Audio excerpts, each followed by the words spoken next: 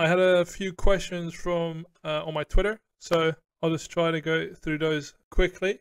Now that Badlion anti-cheat doesn't seem to be the ultimate fix to the hacker problem, which it initially was or was planned to be, what is Badlion's new path towards countering hackers? I mean, it's still back. I hate to break it to you. If you want to stop closet cheaters, like, there is no such thing as you can patch every cheat server side. It's not happening. It's impossible with the way the client is programmed. We've had other organizations outside of Minecraft look at it. There aren't any successful server anti-cheats, and these are on games that run at like 100 ticks a second. And even they don't have very good server-side anti-cheat. The best server-side anti-cheat that exists outside of Minecraft is, I think it's called Fair Play, and even it false bans legit players. When it comes to guaranteeing your opponent isn't cheating, it's a client-side anti-cheat. Right now, BAC's kind of taken a backseating because we're more worried about updating the server and stuff. But the ultimate solution is still BAC. And there is a major update coming in December, which should make it better. Like, I'm sure you guys have seen me stream. The big problem with BAC is that it crashes constantly. If you've watched me stream on the new BAC, like, it's still running the old Minecraft client, but it's running a new updated backend and anti-cheat. It doesn't crash. It doesn't have boot up issues. But as for server side, obviously we can't force BAC on anything except tournaments and maybe money games and leagues and stuff. Like, the highest competitive will always be where BAC is enforced, and elsewhere it's just kind of, well, if you want to, you can use it. We're looking into bringing back, GCheat's been repurposed more towards restricting blatant clients to the point where they're not better. Like, I was experimenting with a new version of GCheat. Nothing fancy, just updated checks and a little less restrict and a lot of debug. And I banned like 15 people in a UHC this morning. And that's really what we're going to do is GCheat. The two paths are, if you want to play ultra competitive, you use BAC. You play the leagues, you play the money tournaments, and then for arena, you can always enforce BAC 1v1.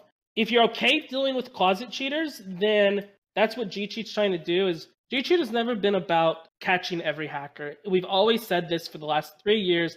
GCheat, cheats will eventually get to the point where server-side anti-cheats cannot detect. There's too much crap and too much shitty programming inside the Minecraft client to do this. Like, an example is, so you see a player running across the screen.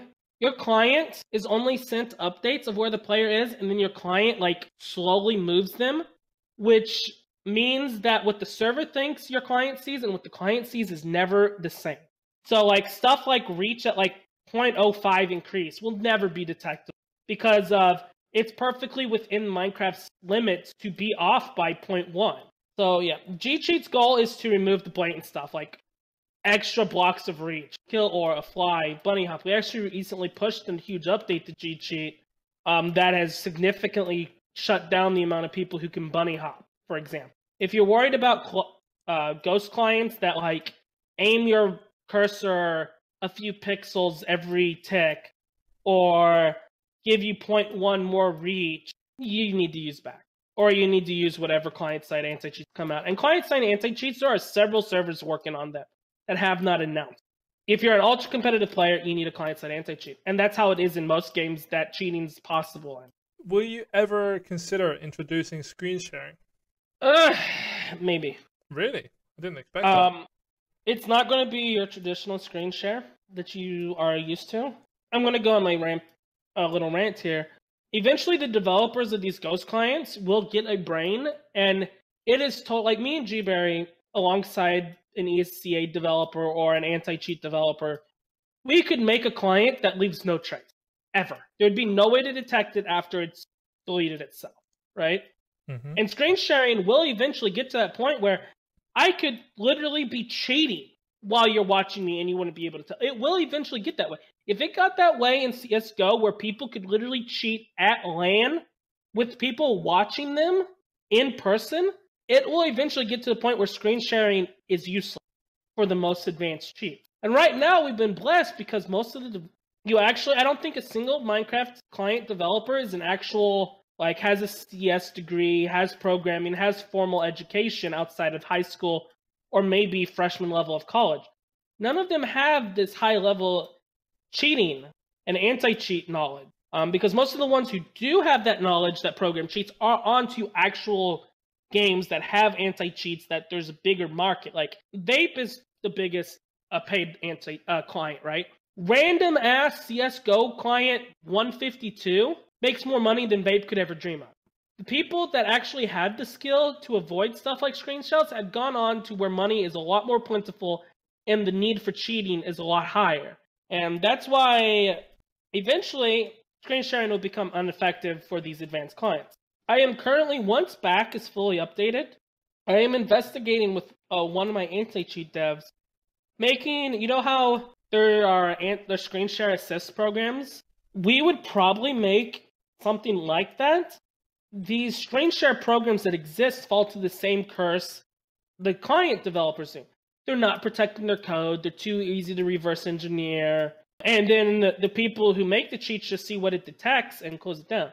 So if we ever introduce screen sharing, we would have code that's encrypted to the point of like our anti-cheat level, which you will never be able to reverse engineer / fake, you know?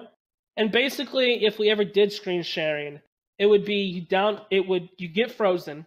It sends you a link, it sends you a username, it sends you a password. Mm-hmm. Fully encrypted, not like reversible by any of the developers that exist in Minecraft. And basically, you would run it with this username and password. It would scan, it would send it all back to us. We would never touch your computer. And that's where the screen sharing scaredness lies in Badlion, is we don't want non-NDA'd people touching your computer. That way you can't, like, you do it to the wrong person, or you corrupt the wrong drive, or you steal data and it gets traced back to any of our volunteer mods, we would be legally responsible. And since we're part of Turtle Entertainment ESL, like we're actually owned by them, if we did something sketchy and it got traced back to us, we'd be in a world of trouble. Because ECA doesn't have the best of histories when it comes to sketchy stuff. If you didn't know, they had a rogue employee that was planning on quitting that inserted a Bitcoin miner into the client. If something like that happened, like say we had a mod that every time they screen shared, they downloaded and he infects a screen share tool with an Ethereum miner, like a crypto miner. And so when you run it, he basically roots your computer, and now you're mining coin for him and you never know. Yeah. Even though that person is not part of Badlion, it would come back to us, and Badlion would be in a lot of trouble. And that's what we're afraid of. It takes one bad cookie to ruin it for everyone. If we ever introduce screen share, it would be a program that we control that's directly from the server. The mods would literally type / screen share, and that's all they would do.